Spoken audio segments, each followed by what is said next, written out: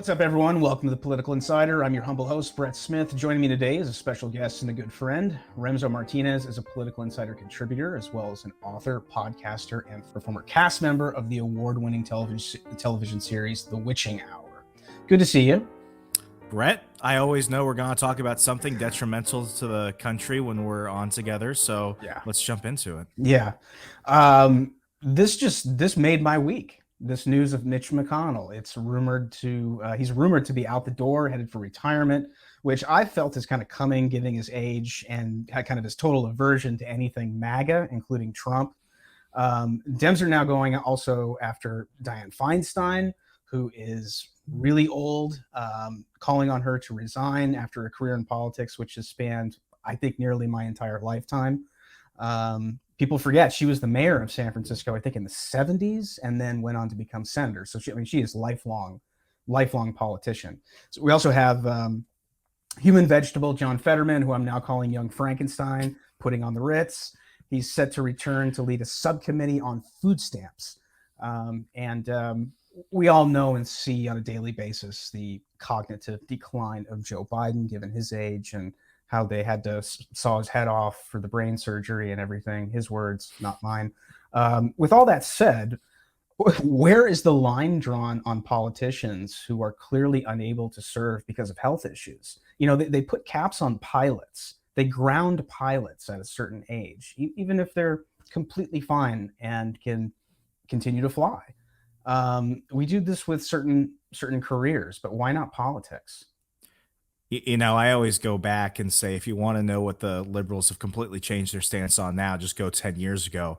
I remember even farther than that, the 2008 election, in which the media, after their slobbering love affair with Obama was finally hitting fever pitch, they were looking at John McCain. They were saying he doesn't know how many houses he owns. The man is senile. He has so many, problems. He should release his health records to the American people. It was almost like the Goldwater effect, in which they were basically trying to say that this man is incapable of even living through a first term. So everything they said about John McCain, none of that applies to ancient Joe Biden, who has an autographed Bible. I mean, that man can talk about the beginning of time since he was there. He was one of the first creatures to crawl out of the swamp, but we'll just forgive that for a moment. John Fetterman, and I've written several pieces at the Political Insider, a couple op-eds really specifically asking the question, when will they give up the act? And this isn't in a sense of, oh, look at him. The man is suffering from depression. The man hears like Charlie Brown's teacher voices, man, when he talks. The issue is that this is like elder abuse. Like this is like caring for a special needs child and physically and mentally abusing them, because at no point can someone look at John Fetterman and say that is a functioning adult. Nobody can actually look at him and say this man has the right to declare whether or not we raise taxes, go to war, do anything like that. And the typical liberal response will be what they gave during the general election, in which he went ahead and ran against Dr. Mehmet Oz. Whether people like Dr. Oz or not, I said that at the time, people should support Dr. Oz because Dr. Oz is coherent and is cognizant and is a functioning adult who's perhaps not wearing a diaper, which I can't say the same about his opponent. And people were like, well, he got endorsed by Trump. He's a fascist. We can't have racist, authoritarian fascists in the White House. And I'm just like, but you're going to go ahead and put the human potato there. What we're witnessing with John Fetterman is not simply them putting in like this pseudo Manchurian candidate so that way all of his staffers can simply vote on bills, which some people have accused them of doing. No, this is abuse. This is sadistic. This is wrong. This is unethical. The people around him, his wife specifically, and I know a lot of people have been like, don't call out the wife. There's a family thing. No, it's not. The moment you start taking taxpayer money, it stops being a family issue. This is an abusive relationship between the American electorate and the pursuit of power. And will they draw the line anywhere? No. John Fetterman can be in a comatose state like Woodrow Wilson, and they will still parade him around like Weekend at Bernie's, say he's all right. No, they have no line. Republicans, have a line. They tend to think, oh, well, this guy's been there forever. They talk about term limits at least. I've never heard a Democrat talk about term limits. I've never heard a Democrat say somebody is too old if it's on their side. Even Republicans will say, that guy's a bit too ancient. They're saying the same thing about Trump. They're saying that Trump should not run because he's too old. But it's like, at least we're having that conversation. That doesn't even exist on the left. I would give them some credit if somebody was bringing it up, if somebody was making the case, but nobody really does. It's, it makes me think of Strom Thurmond, who they did wheel into the chamber. I mean, he held on till the end. Bobby Byrd, these guys, they just won't give it up. And it's interesting. I think our side is better at stepping down and returning to the private life. McConnell's had a bunch of health issues, and who knows if it's even worse than what we're the information we're given. But I just think to myself, there's a reason why there's more Gen Xers and there's a younger crowd and a deeper bench in the House and in the Senate on the Republican side, and it's because some of us see the benefit of getting the hell out of there. Some don't, but most, I think, do. These Dems, though, they just cling to power forever. It's just so intoxicating. It's not just the money, it's the power. That's what I think. And I think that's why you have more octogenarians on the Democrat Party than the Republicans at this point. I mean, and especially these boomers, I mean, it's going to be like, from their cold, dead hands that you have to take these seats away from them. They just refuse to step down. It's it's a case where they see the limitations of other people, but it never applies to themselves. I don't know whether or not McConnell would step down, but I think that he would be more likely to do it than other people, because I don't think he wants to end up like Harry Reid. Harry Reid really hung in until like the last minute, but it wasn't until like a few years before he died that he was then like, okay, I'm done. Yeah. Like, at least Harry Reid was looking over the hill and he was like, I don't have much time left. McConnell, for him to take time away from his senatorial duties, and I mentioned a Politico piece in my article that came out this week about Fetterman returning to lead a subcommittee on food stamps, which I don't know who thought that was a genius idea, but Politico tried saying, well, this isn't that uncommon because, McConnell has been out and Feinstein's been out, because now they're going after Feinstein. Yeah. And I don't think it has anything to do with her age. I think it has to do with the fact that they want to put in somebody more progressive, because her, like many others, and she doesn't get much credit for this, she is her own political machine. Democrats need her. She doesn't need Democrats. She's a lot like the female Joe Manchin in that regard, even though she votes more progressively than him. But I look at that and it's like, this wasn't within their first term, and this wasn't an issue that came up when they were first running. Yeah. You can't say that somebody who's been in office for 4 months and has been out for over 90 days is the equivalent of a man who's been in here for like decades and is now having to take a couple weeks off. That's not the same. But McConnell, irregardless, I do think that if and when the greatest president of my lifetime, the once a future president, Donald Trump, returns in 2024, I think at that point he'll just be like, I'm done. I can't tango with this guy. It's not worth it. I don't think he has the duration that Paul Ryan had to at least finish off a term. I see him basically calling it quits, because why not? He can go back to Kentucky. He could be a lobbyist, a speaker, get paid like, $300K to give a 20-minute speech to like Booz Allen Hamilton or Bank of America or whoever, and he can go on and live his life. He doesn't need it anymore, but he's one of those people that really genuinely likes it. A friend of mine in DC before I moved out to Wisconsin said that, the Senate felt like a Mitch McConnell dictatorship. And it's like, he set that down for a reason. The guy doesn't like to go. Yeah. His wife makes pretty good cash too, Hashtag cocaine Mitch. Well, I mean, she's got tons of money in Chinese firms with shipping containers. I mean, this is all detailed in Peter Schweizer's book, Red Handed. McConnell's have Secret Empire too. Secret Empire book, as well. And I was so disturbed. yeah. Elaine Chao, who is basically just a government institution. She served all the way back to, I think, Papa Bush, W, Trump.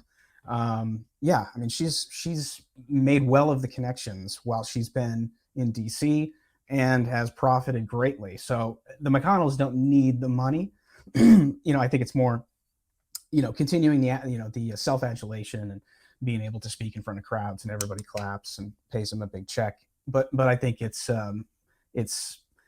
I don't see him being able to not only work with Trump if Trump not if when Trump returns, but whatever candidate the GOP chooses, it's going to be a MAGA candidate to some degree or another, even if it's not Trump. I mean, Trump has changed the Republican Party from that standpoint of tone. I don't think we ever go back to the Bush, Romney, a McCain style GOP. I think those days are over, and I think that kind of candidate is dead. I would argue that even if Nikki Haley, God forbid, got the nomination, got elected, before launching us into the final world war, which would end all of humanity, even she would sacrifice McConnell if it meant getting her agenda across. I mean, I think everyone is basically looking at him like it's only a matter of time until somebody gets rid of him. If he's smart, which he is, and people like to call him a moron. No, he knows exactly what he's doing, and he knows how to do it well.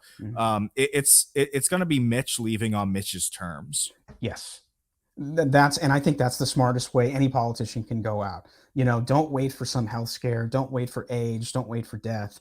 Go out on top, like the police. The police sold out Shea Stadium like the Beatles, and then they never performed again. They were done until the reunion tour.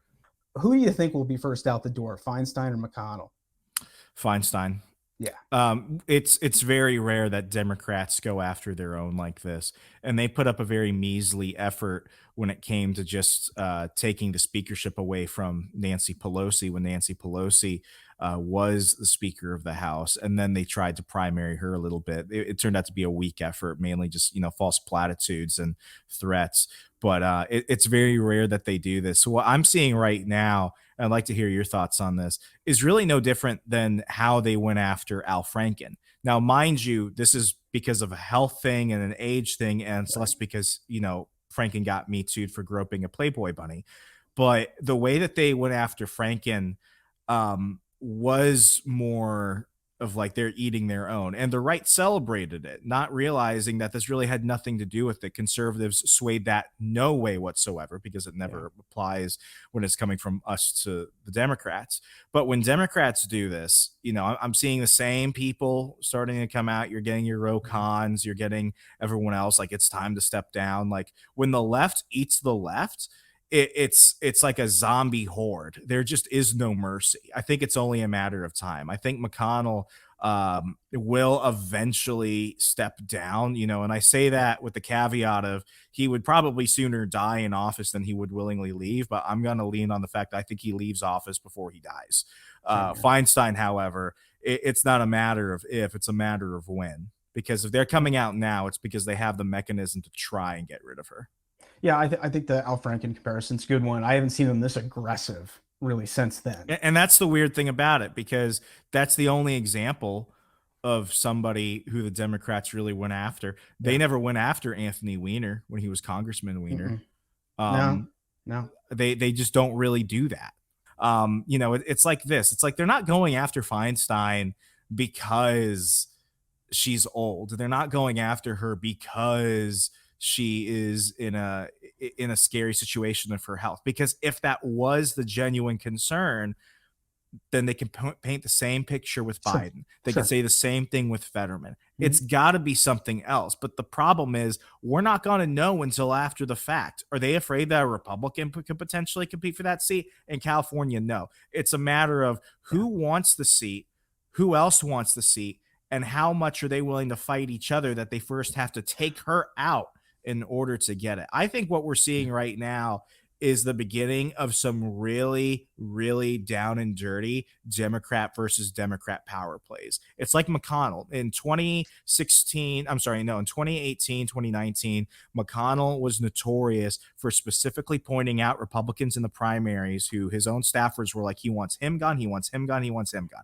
He got one of my old bosses out because he promised a few of their staffers positions with the RNC fundraising arm, and as soon as they got him out, McCarthy's people were like, "Ah, no, you screwed over your own boss. Why would we want you?" And then they ended up on a board. Man. So I mean, this happens Yeah. regularly, but it's very rarely that it's at this high of a scale. I would expect it with a lot of other people before I saw it happening with Feinstein. I would Mhm. say that I would more likely say that this was something that would happen to Manchin before it happened to her.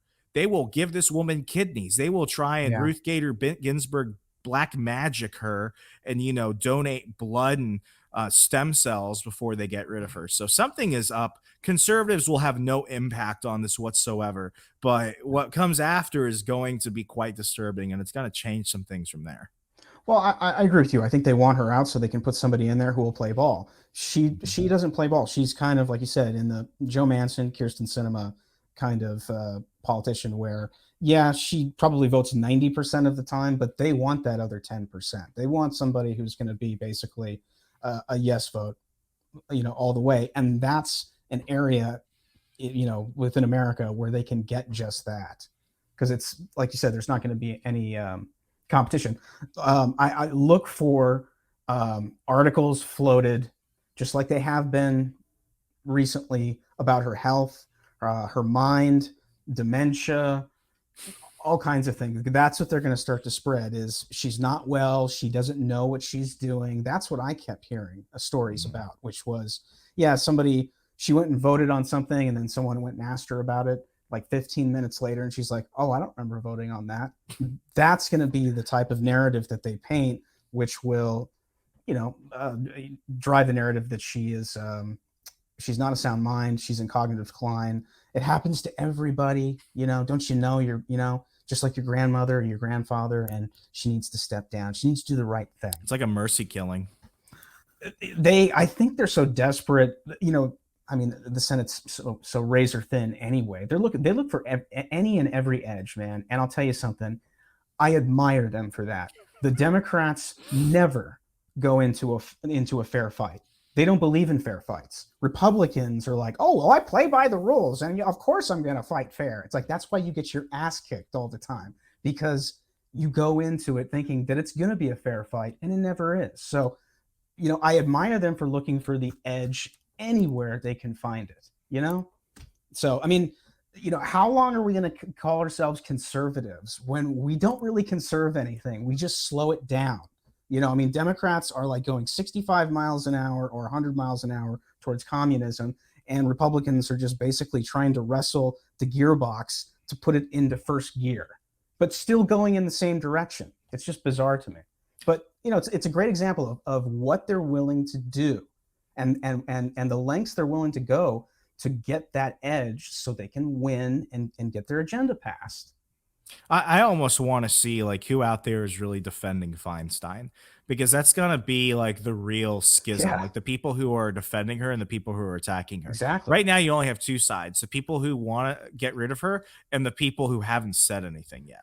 There's a lot of people who haven't said anything, and I find that kind of sad. I really do. But again, I mean, the pressure is enormous in the Senate. That's kind of what I get out of it.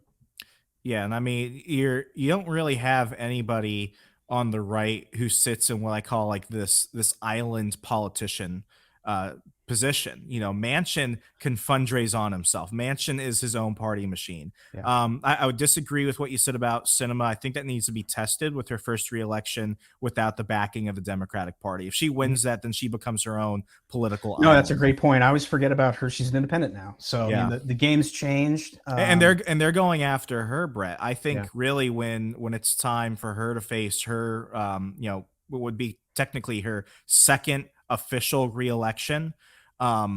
Well, no, she won the first one. There was that lady that ended up getting taken out by Kelly. Well, anyway, when she goes for reelection again, this time without the backing of the Democratic Party, if she wins that, she can keep that seat for as long as she wants. If she loses that, she was a one and done deal. Yeah, But I'm Feinstein is skeptical. like that for California, and I would argue the only person on the right who's remotely like that is Kevin McCarthy. Kevin McCarthy is his own political island. Like, Yeah. he doesn't really need much of anybody else. Kevin McCarthy can survive because if you're a Republican in like the lone congressional Republican district in California, you don't get there by being nice. You don't get there by being dumb. You get there by taking power and protecting it at all costs. Well, and also nobody wanted that job.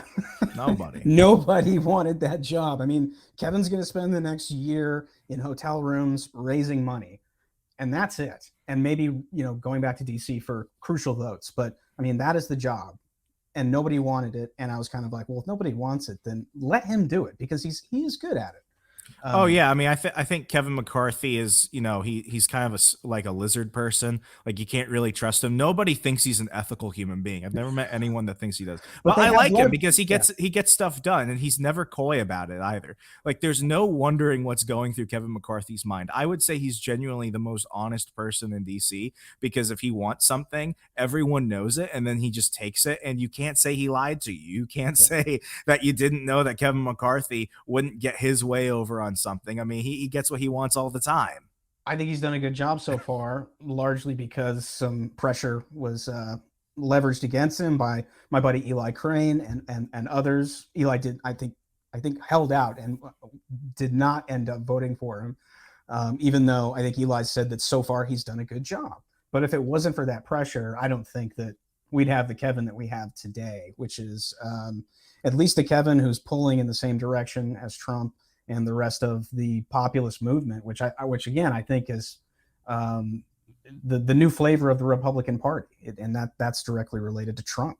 So Yeah, I mean, you don't get this with Paul Ryan. You don't get no. this with John Boehner. He knows how to play the game, and I've always seen him as George Clooney from Ocean's 11. He's just there to get what he wants, and then he's got to leave as soon as he's Yeah, got it. It's yeah. just a matter of whether he pulls off the heist. I say that about a lot of people, but McCarthy's the only one that at least gives platitudes. Hmm. He may have flipped on the whole Ukraine support thing, but I mean, when it comes to, foreign intervention stuff, I always say don't trust the Republicans to be consistent on that. It's one tragedy away from we need to invade the country versus we don't want to spend American lives there and everything else. American lives are cheap to voters and to politicians, no matter what they say. And I say that with full understanding of what that means. American lives are cheap. American money is cheap. We don't care until it makes us feel good or feel bad about something. So for him to flip on that, it's like that's like the least consequential thing, because what's going to happen is he's going to put an end all world bill together in which we fight Russia and Mordor and everybody, and it'll go ahead and build a bridge to nowhere, and somebody will get a library named after them, and we'll spend money on quail mating patterns, which was an actual thing, and it'll get passed, and they'll say, well, I wasn't for this, but it was for my district, and suddenly they care about federalism. Right. Suddenly they Right. care about federalism. Yeah. Ron Paul, he used to people, as much as I love him and acquaint him to sainthood, he voted no on almost everything, but he always did so putting in a lot of pork in mind, because he was like, well, we got to bring the money back somewhere, we might as well bring it back here, so keeping it with the federal government, so he could vote no and feel good about it, stick all Yeah. the things he needed to do to bring back, so that way he could keep the establishment in line with, look, I built a park, and he could still get away with it because he knew it was going to pass. I mean, it's how you play the game and whether you play it smartly, and you play it by your own rules. It's like you said, you would try and play things by the rules that the other side sets, but they're the ones that are setting it and constantly changing it so they can win. So Exactly. what do you want to do about it? You could play coy and be like, well, that's not the system that I want, but that just Yeah.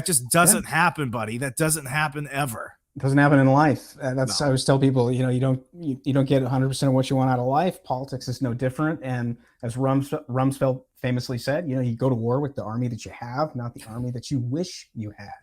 Mhm. That's reality. But either way, if you're going to fight to win, it's like the great Joe Montana said: if you ain't cheating, you ain't trying.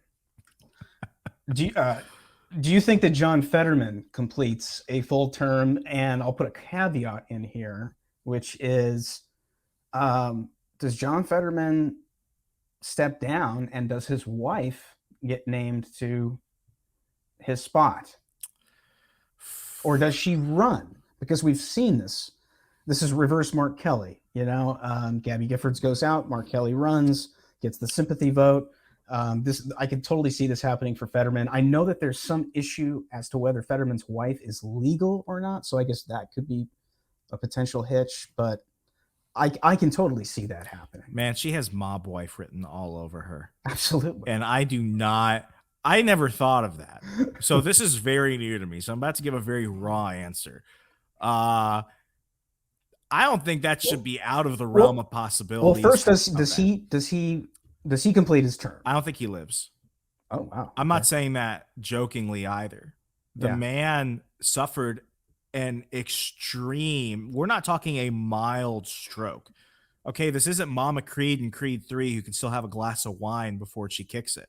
Right. No, this man is not going to survive another stroke. This is a genuine health issue. Mm-hmm. He has spent how long in full-time care at Walter Reed Medical Center? I genuinely do not believe he was there for depression.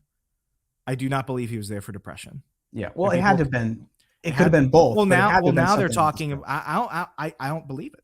Yeah. Because now they're talking about the fact that he had a problem with his hearing and now he has a hearing aid. They never talked about that before. They said that they talked about the whole he can't hear speech and stuff like that. No, he cannot comprehend speech. Yeah. But now they're talking about it as if they had already recognized that. Right. They're talking about the hearing aid as if that was always just something that was obvious. They're trying to make people think that issues that they're only really talking about now were always the case. Where if you mentioned it prior, you were being hateful, you were going after against people with disabilities. No, that man had a severe stroke. You look at his face and he is not there. I believe that if he returns and he is under the same amount of stress, he does not return to Walter Reed for depression. He goes to Walter Reed because he suffers another stroke, which is incredibly common within your first year. I think that if he continues this, if his wife and his staff continue to force him to play this role, the stress and the unnecessary burdens that have been placed on him will cause him to have another stroke. I think the best thing to do for himself and his children is step down, receive the care he needs, and go into private life. If they want, and I'm not even saying so this way the Republicans can get it. No. If you can get John Fetterman in, they're gonna get another Democrat, of course. But we're just talking about this man. This is just abusive. This is sick. This is wrong on every level. I do not think that if this continues the way it is, that he lives another year. That's a great point, because it is a high stress job. He's already under tremendous stress just given his health. So it probably wouldn't take much to send him into another stroke, which could be, life-threatening. If this was my father, I would tell him to step down. Absolutely. And if this was me, I would hope that my wife would tell me to step down. But that's why I think that if he steps down or he dies, she runs for that spot. She runs for it in a special election, and I can totally see doing it for John. Carrying on John's legacy of fighting for Pennsylvania. Is this Paul Wellstone all over again? I mean, you remember that whole thing, the Wellstone funeral, which turned into a giant Democrat rally. It was insane. I remember when it happened, because I watched it, and then Rush talked about it for like a week. And because he was just, even Rush couldn't believe that the Democrats could be so low to turn a wake, what was essentially a giant wake, into a fundraiser and a rally. It was just sick. That was the same one where Bill Clinton is caught in photos, and there was some footage of him crying. And then as the main news cameras went down and other reporters, no, it was the other way around. He was laughing his ass off, and then all of a sudden, when the news cameras switched, then the tears came down. Okay, that was it then. It was unreal. You and anybody can go, and I'll see if I can edit that in to this video, because it's hilarious, and it's also just chilling. It's truly chilling. I mean, this man was so good. He was so good. Following a memorial service for Ron Brown, laughing and yucking it up here. You'll see as this guy in a gray suit gets out of the way. Look at that smile. He's having a great old time. Oh, camera. Oh, no. Watch. Here we go. Here's the tear. Watch the tear here. Oh, there's the gritted. Oh. He keeps walking. He knows the camera's on him, ladies and gentlemen, and he knows how he's got to act. This is what he thinks the people are expecting him to feel. I mean, that's why they called him Slick Willie, you know? Mm-hmm. So do you see her running regardless of what happens? Now that you bring it up, I mean, yeah, I would totally buy that at this point. She's totally going to do it. Yeah. You know, given that, I mean, she's the most talked about Senate spouse, I think, since Cindy McCain. Like, right. Nobody, like, she is she is like the Real Housewives of New Jersey. Yeah, that's good. Like, manifested. Yeah, that's true. It's like, very this true. is we're living in a South Park episode. Like, no one can make this up. Yeah, I totally agree. I think she runs if something happens. Yeah, this is like South Park meets Idiocracy. I mean, that's kind of where it's going. My favorite documentary of all time, Will Ferrell's The Campaign. Oh, yeah. Yeah. Okay, something else we saw this week. Senator Tim Scott announced an exploratory presidential run. I love that, where they're like, I'm just going to go out and take the pulse of the public. He's making the rounds at the local Waffle Houses, because I guess eating junk food is how you connect with average Americans. He also said that if he was to become president, he would work with Congress to sign a 20-week abortion ban. Conservatives for over 3 decades have been advocating and pushing for repeal of Roe versus Wade so it could go back to the states. That's what we all wanted. That's the direction we were all pulling, for this to be a states' rights issue. Now you have the Supreme Court, which steps in and delivers, just blows my mind. I never thought that would happen in my lifetime, but they delivered to conservatives the ultimate victory by repealing Roe versus Wade so it become a states' rights issue. So why the hell is Tim Scott now campaigning to take this away from the states and give it back into the hands of Fedzilla with this 20-week ban? Why can't conservatives like Tim Scott understand that we've already won on this issue and it's time to move on to something else, maybe like the non-existent southern border and illegal immigration? That seemed to be a winning issue for Trump in 2016. I think it'll be a winning issue for Trump in 2024 when he starts to ring that bell. But what is this about? I mean, other than kind of like low-hanging fruit, Tim Scott really thinks that he's going to be able to attract more normies, people who maybe don't vote Republican or don't vote at all, to this. And I say it's just going to repel those types of people. I look at what happened in Wisconsin with the Supreme Court, how basically the pro-choice crowd basically turned out in force. How does this benefit the party? I spent Easter in Michigan with some friends, and I flat out asked, how is it in a state where Whitmer is now saying that she may have gone a wee bit too far for lockdowns, she was still reelected? And what they told me was, in the past year, she had dictated the entire grounds of this reelection based on one thing, and it was abortion.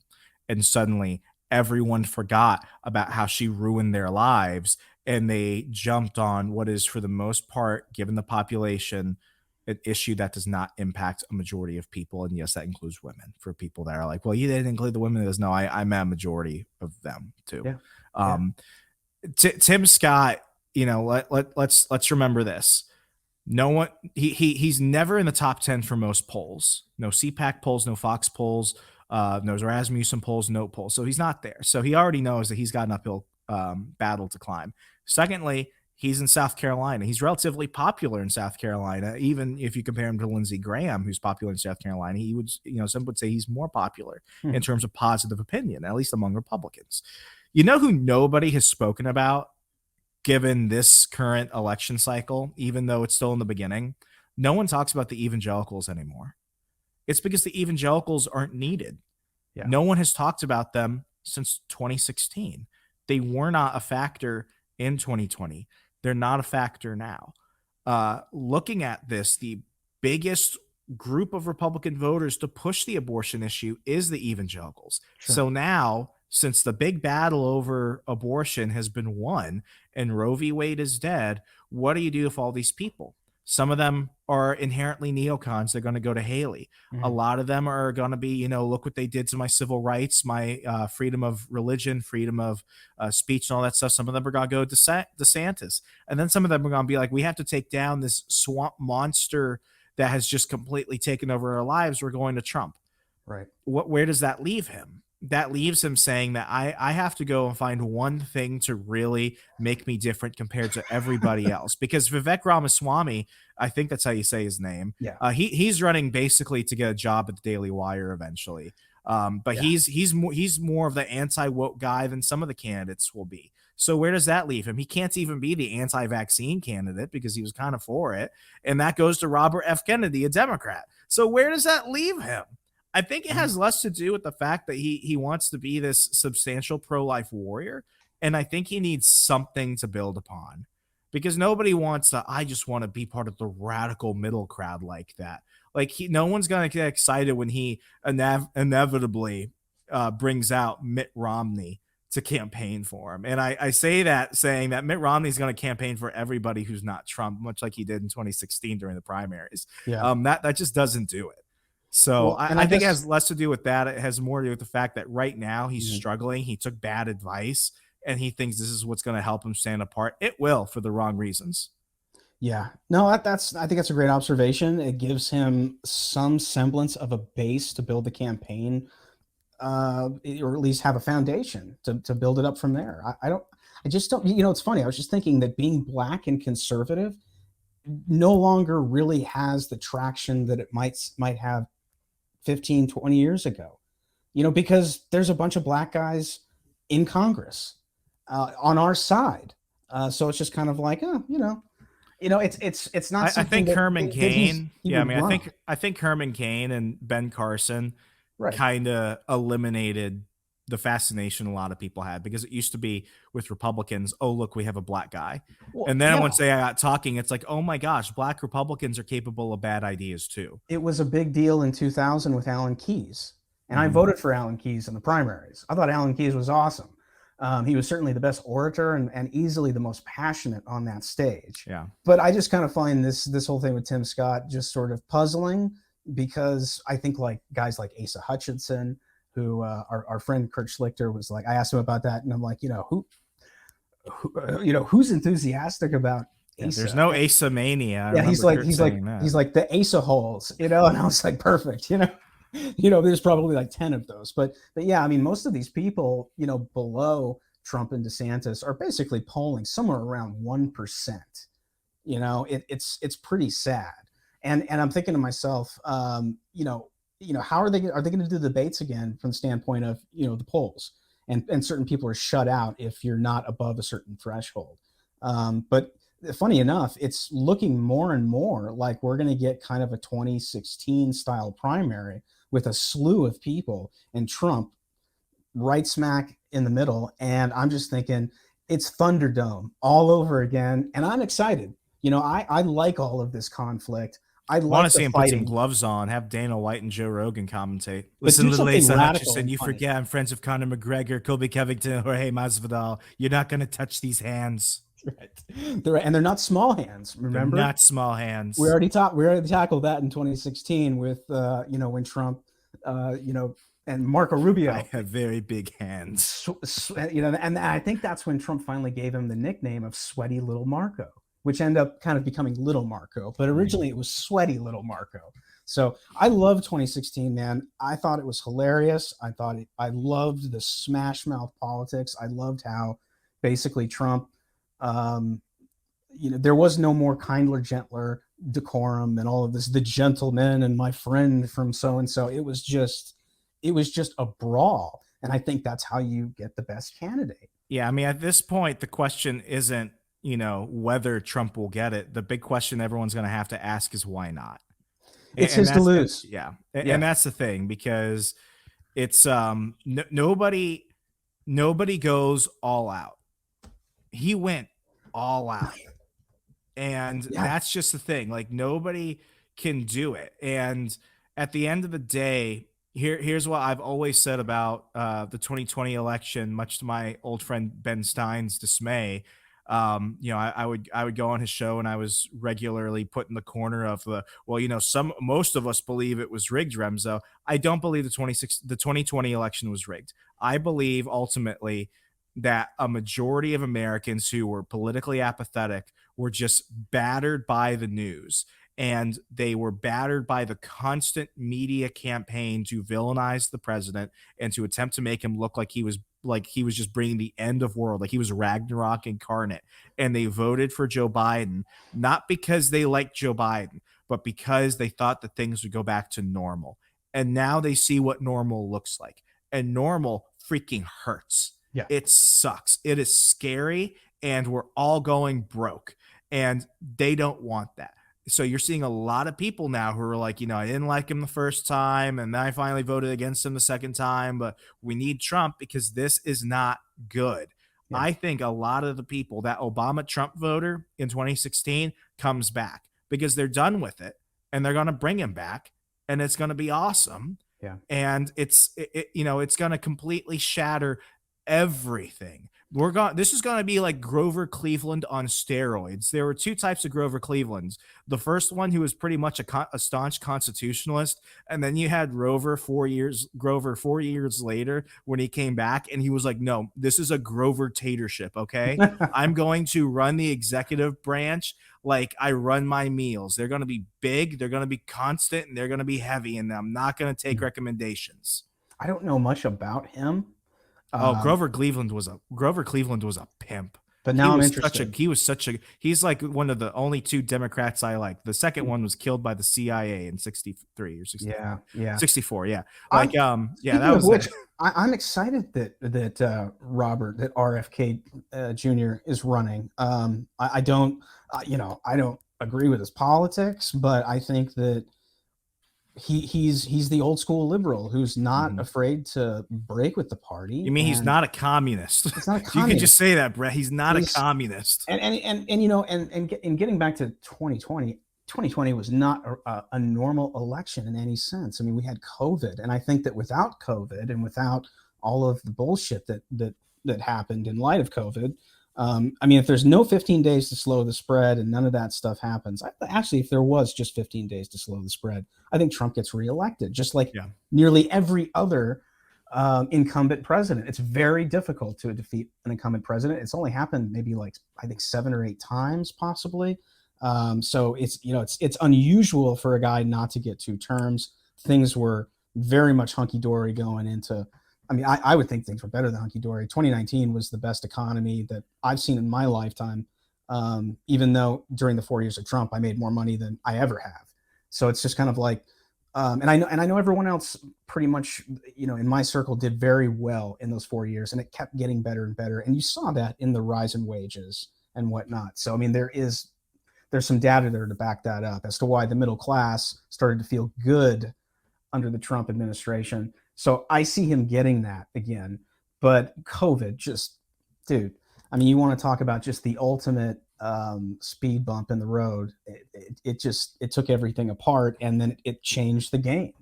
I've always said, and I was at the Washington Times during 2020, and I was telling this to people because I was like, this was actually right before the pandemic, and this was after the first impeachment regarding the whole Ukraine phone call situation. And I basically said that with that, even when COVID was getting that at the beginning, like March, April 2020, I was like, Americans don't like to switch their general in the middle of a war. And the constant reminder of that was George Bush 2004, because the one thing that put Bush up into the 90s for the approval ratings was 9/11. Right. Despite the fact that they also tried saying that he was the new Hitler.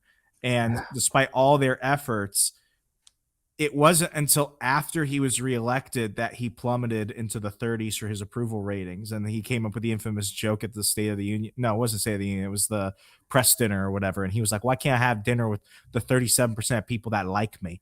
At least he got reelected. And that was the thing. They try and bring that up, but it's like he got reelected. He beat John Kerry, who got taken out by the Swift boat thing, which looks like nothing compared to anything these days. By all intents and purposes, George Bush probably would not have gotten reelected without Iraq and Afghanistan. And That was it. The Swift boaters. And the Swift I vote. think Yeah. they had a good, uh, whether it was kind of like Hillary. I think that there was a certain block of Democrats that either sat on their hands or wrote in another candidate, or just just refused to vote for him over that Swift boat thing, and that great ad that they ran of him, the black and white footage of him throwing his medals over the White House fence, which I think turned out not to be the medals. He kept They weren't them. his medals. Right. But that, and the whole Genghis Khan and the Khmer Rouge seared in his brain. And I mean, we all had a lot of fun with him. That's another great era of Rush. Was listening to him just take apart John Kerry every day. And I'll never forget the trip into the hunting, the sports goods store, where he walks in like decked out in like all this duck hunting gear and camo, and he's like, "Can I get me a hunting license here?" like they're just like, this guy is like the ultimate Massachusetts blue blood, who married rich, and it's can I get me a hunting license? It was classic, but nobody identified with him, kind of like Mitt Romney. There just wasn't anything there in a lot of ways. He's Lurch, I mean, the guy has really no personality. Yeah. And I think the big difference with Trump, and what forced me to be wrong about that, wasn't even that I was technically wrong. It's that I looked at it as the existential threat came home. Yeah. Suddenly the war against COVID turned into all these other things, and the war came home. The riots got to people. I have friends who are, Republicans, but they voted for Biden because they thought that it would end the riots. And I'm like, why? They're like, I like Trump, but I just want this to end. I mean, it was almost like 1984ish, like, mind wiping therapy. It was like, you can make it stop if you just conform. And that was really it. And I think what they're looking at now is that, they didn't get what they wanted. They didn't, the other side didn't follow through on that. Yeah. In fact, things got worse. Yeah. And I think when that first debate comes, that's going to be the most watched primary debate in history. Yeah. Because he's back, and he doesn't need anybody. He doesn't. They need him. Yeah. And I think he's back, and I think he wins. I do too. I think he's the nominee. I think it's just too early for DeSantis, and DeSantis is already making some kind of rookie mistakes, especially listening to this looks like Reagan. People. This looks like Reagan versus Ford. And even my, one of my role models, Barry Goldwater, told Reagan, "Don't now." And, he burned a lot of bridges with conservatives because they were like, Ford sucks. Ford will not win. Carter has it in the bag. Why are you doing this? Reagan is the future. And Goldwater was like, yeah, Reagan is the future. Not now. Right. And he endorsed Reagan in 80. Mm-hmm. But, I see this as a Fordish situation, but not for the same reasons, though. Yeah. Right. Right. Yeah. No, I think it's a good observation. I can see that. Yeah, I think it's Trump's to lose at this point. Yeah. No matter who jumps in. It's funny, your reaction to those debates in 2016 are very similar to mine, especially that first one, because you said, he was willing to kind of, go beyond what other people were willing to do. And I saw that from kind of like the standpoint of, he's the only guy up there that kind of has the killer instinct. It's like when you watched Michael Jordan play, especially in any type of playoff situation, whether it's a semifinals or finals, or really even a regular game, the man was going to win no matter what, and he was going to do anything and everything. I mean, people forget, but Jordan played with like 104 temperature in the flu and scored like 54 points, most of which came in the second half. It's like the guy, you want a guy who's going to wipe the blood off his mouth after he's done defeating the enemy. Trump was that guy. I use another metaphor. I compare him to one of Trump's best friends, Mike Tyson, who fought a whole fight with syphilis and a broken back. It's like it's Another example, and I'll stop nerding out, is, Captain America and Iron Man talking Yeah. for the first time in the first Avengers film, where Iron Man is like, a smart guy in a big, in a big suit. What are you underneath it? And Tony Stark is like billionaire, philanthropist, playboy. Right. Without those seats, without their elected offices, who was everybody else? Mm-hmm. Yeah. Who were they? And Trump can always go back. Trump is the three-dimensional man.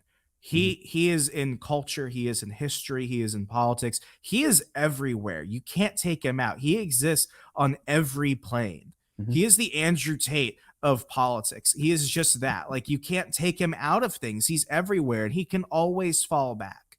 The former president of the United States was a commentator for a bunch of UFC fights the past year. Like, come on. Can you imagine anyone doing that? No, I can't. He bought a social media platform. Like, he's everywhere because there's more to him than this. He can go further because he has the will that others don't. Yeah. And as much as I like Ron DeSantis, as much as I think Ron DeSantis is more right on certain things than Trump sometimes, it's about, do you have the will to win at all costs? And a lot of people be like, and I was not a Trump guy in 2016. I wasn't. In my first book, I say I did not vote for him. I voted third party. Okay. But things change because that is the only question at the end of the day. Do you have the will to win at all costs or not? Because in a post-2020 world, that's the only thing that matters. That's the only thing that matters. Yeah, there's also kind of the Larry Schweiker brought this up in a past interview. Encourage people to check that out. I'll link to it. He talked about when he was looking at the polling in 2016 and also 2020, there is a 10 to 12% that voted for Trump that were not Republicans, had never voted for Republicans, not really interested in politics until he came on the scene and started talking. And I don't think it's just about what he talked about. I think it's because Trump, for different generations, is something different. For me, being a Gen Xer, he's more of a developer. Okay. Yeah, I mean, he's the guy that helped Kevin find where he needed to go in the hotel. Right. Like, this is him. Different iterations, and then it's like the WWF thing, and then so it's like he's been different things to different people, but he's always been in pop culture. He's always been something that's been in my marketing classes. When my teacher didn't want to teach, she showed us The Apprentice. Oh wow. That's just how it is. He's everywhere. I mean, and there will never be. What is that? 2000s? Is that when that started? 2000s. I was watching that in like 2011 in like my sports marketing class. Like, he sort of reinvents himself or does something sort of different, but it all stems from being a builder, and I think he kind of applies the same sort of methodology to building that he does to everything, which is just excellent. But I think that 10 to 12% that showed up in 2016 and 2020, those people that never vote Republican, I think that's what a DeSantis or somebody could potentially lose. Or maybe not get enough of. The other thing, which is great about Trump, was the inroads he made into the black vote. If he just edges that black vote up a little bit more and it cuts into the Democrats 90%, if it drops below like 7% for the Democrats, they lose. They can't do without that black vote. Everything hinges on the black vote for Democrats, and that 90% or 91%, which votes lock, stock, and barrel every single election. And I don't think anyone else can really can do it other than Trump as far as getting more of the black vote. George Wallace, and he was the focus of my second book, How to Succeed in Politics and Other Forms of Devil Worship. George Wallace overwhelmingly won the black vote every time he ran for re-election in Alabama, despite all the horrendous things he said. Why? Because he brought in free textbooks to the community colleges. He raised teachers' pay. He created more infrastructure jobs. He did a lot of things to help the black community. Lyndon Johnson, notorious racist, did a lot of things that, at least at face value, helped the black family. And even so much as Bill Clinton. That starts to dissipate under Obama. It starts to become, well, he hasn't given us all we wanted, but he's still a brother. So we got to keep him there.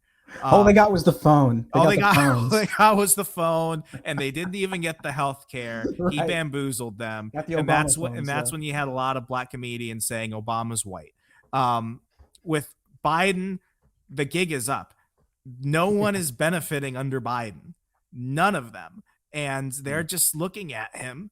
And I don't like speaking about races as like a whole, mass. Like they all get on like one black guy Zoom call a month. People used to say that about, me when I was in politics. They're like, you need to tell the others. I'm like, what, am I supposed to get on the Latino Zoom call once a month? I don't like doing that. But largely, black voters do not like Biden. It's not that they're unhappy with him. They don't like him. He doesn't deliver. They don't trust Kamala. They got nothing out of this. Under Trump, they were better. They were happy. Well, the economy sucks. That's got to resonate within the black community because it resonates everywhere else. But I mean, they've got to be saying to themselves, under Trump, there was this, and under Biden, there's this, and they're radically different. I think what Biden does that eventually helps guarantee Trump's win is he gets Tennessee Representative Justin Pearson to go on the trail with him, and everywhere he goes, Donald Trump just airs Justin Pearson's campaign video from when he was running for class president in 2016, and they see that the Don King Act is just fake, and this is the black guy that you brought out to help bring out the black vote for Biden. It's all an act. Yeah. It's all an act. Yeah, I think also Trump can pull something out of 2016 as well and go back to just saying, what have you got to lose? I'll never forget when he said that to the African American community when he was speaking to them and saying, you've been voting for Democrats, what and what do they have to show for? Give me a shot. What have you got to lose? I mean, there's really no better case to be made because they don't have anything to lose. And at least at this point, he can say, hey, are you better off than you were 4 years ago? And borrow a Reagan line. Yeah, and I think a lot of that is also going to depend on who his vice president is. I do think he goes for, and I say this in like the most, non-sarcastic ways. I think he chooses a token candidate. I think he chooses a minority. I think he chooses perhaps a woman. Jorge Masvidal just retired. I would say, bring Jorge on the trail. Yeah, bring Jorge on the trail. I want to see him just completely mess with Kamala's head. And I say that in all seriousness. He's like, it's like you are the worst. You are a cop, You're a cop. I want to see him do that. Jorge Masvidal is a better communicator of conservative ideas than most conservative Republicans. It's true. That's just it. And I think he's gonna. I'm not saying it in a sarcastic way, just once again, but I think he ends up choosing a token candidate. I think if it's a woman, it's Sarah. She's actually doing some pretty amazing work down in Arkansas as governor.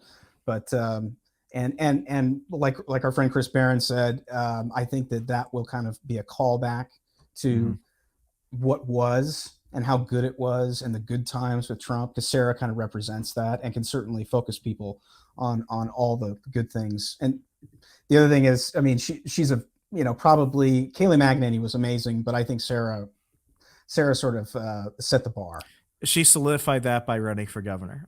There's never been another. I don't think there's ever been another press secretary who could go from that to being the governor of Arkansas. And she's doing well. And the big question is, at that point, does she leave that? Because it took a lot of work to get there. A lot of people might, Austin Peterson, radio host in Kansas City, he ran against Josh Hawley in the 2018 primaries, and his big thing against Hawley was, well, Hawley just got elected attorney general. He's just climbing ladders. It's like, yeah, but now Hawley's a really good freaking senator. Right. So, the risk was there. He was willing to give up one thing to achieve that. When you're the head of a state, though, to leave midterm to do that, that's a bit of a thing. It's different than when like a senator or a congressman or anyone else leaves midterm. When you're actually the executive, that's the thing. That's the only reason I think he wouldn't. I think that's the only reason I have against Sarah. It's that I don't think she wants to give that up.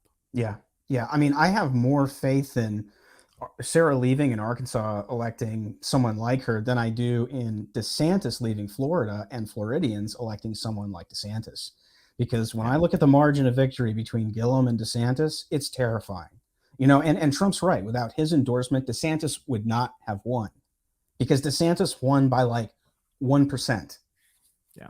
It was sad. The biggest thing, though, isn't just the re-election wave in which DeSantis won this last go around. Yeah. It was what you saw ticket down. You have whole counties that are just completely Republican, from dog catcher to mayor. And so the school boards. There was a trickle down effect in Florida from that. Okay. I didn't know it was quite that big of a sweep.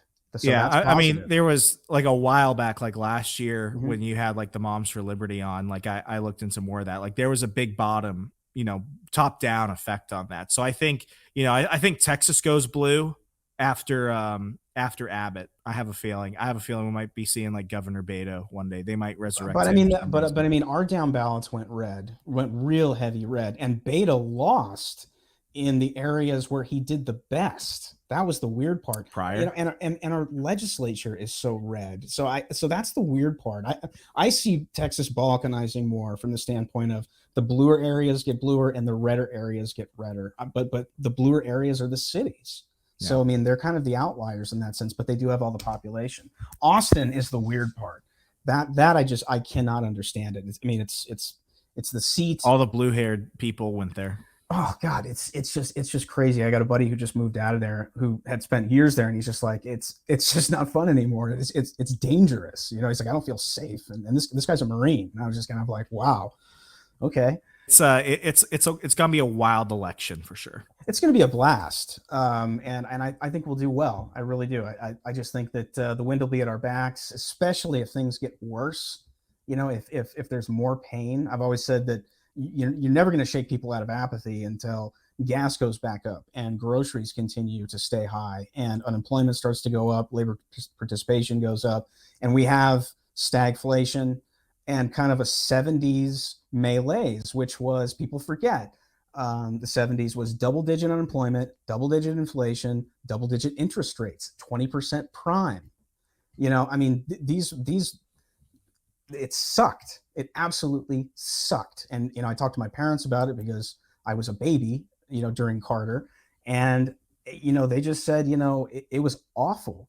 And everybody was really ready for a change in 1980 when Reagan came around. And Reagan communicated that. He communicated that he could deliver change. Trump's got to do that. Once he's done fighting with DeSantis, People are all like wringing their hands over this dude. And I'm like, it's a year and a half out. He's going to fight with the guy who's threatening him in the polls. And then once that's over, then he'll go and he'll fight Biden. But until then, it's going to be a cage match. And either way, a few years from now, one of them will be campaigning for the other. Of course. It's like, this is all an act. Like, dude, it's all an act. Like, remember how heated it got between him and Cruz? He said that his wife was ugly. His dad killed JFK. He was the Zodiac killer. Right.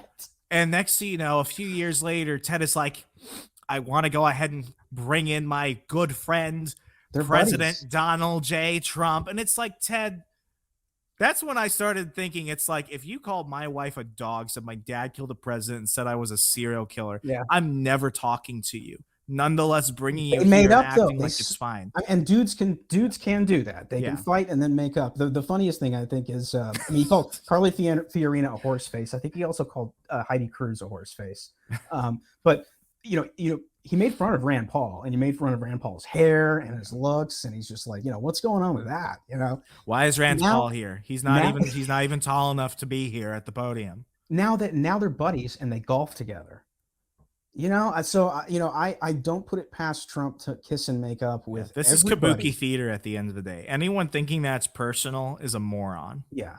I mean, at the end of the day, he understands that he's going to need these people, but this is how it works. And I see this like a Rocky and Apollo story, like in Rocky 2, where Apollo is going on the TV and calling Rocky a bum and everything, and that the exhibition fight was stupid. Right. And Rocky's like, leave me alone. And Apollo's like, no, it's Stallion, get out here. This is exactly that. Like, they will absolutely team up to fight Clubber Lang. Absolutely. Especially since Clubber Lang has dementia.